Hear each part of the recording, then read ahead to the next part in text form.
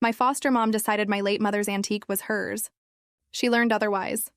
When I was 10, both my parents died in a hit and run. They left behind a small trust fund and a little antique shop in a quiet Oregon town. Since there were no relatives to take me, a godly couple from our church stepped up to raise me. Let's call them Mark and Diane Carter. To the town, they were saints. To me, they were actors in a play everyone else believed. They'd smile for the neighbors, say how blessed they were to take me in, then whisper behind closed doors about how expensive I was to keep. They didn't just take me in, they took my parents' money too. My dad's trust fund sent checks every month for my care, but the Carters' new car, the trips to New York, and the fancy clothes for their daughter, Haley, told me where that money went. They weren't cruel, just fake.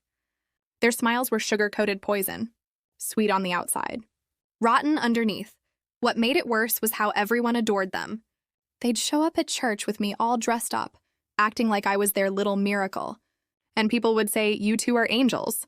Meanwhile, I learned to smile on cue, to say yes, ma'am, and thank you to the social workers who came twice a year. I knew how the game worked. Then there was my mom's china set, real Baroque-era porcelain worth more than a luxury car. She once told me, "It's just stuff, Lena, but someday it'll remind you where you came from." Mrs. Carter decided it was hers. She'd hold a teacup and say, "This will go to Haley on her wedding day." As if my mother's legacy was just decoration for her daughter's future. I never said a word. I just watched, and I kept every bank statement, every receipt, every generous donation they made with my family's money. By the time I turned 17, I had a binder full of proof.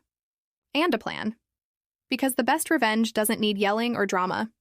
Sometimes it just takes patience, and one porcelain set that doesn't belong to the person who thinks it does.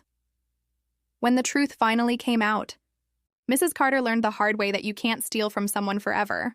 Not money, not legacy, not peace. And me? I learned you don't have to scream to make justice heard.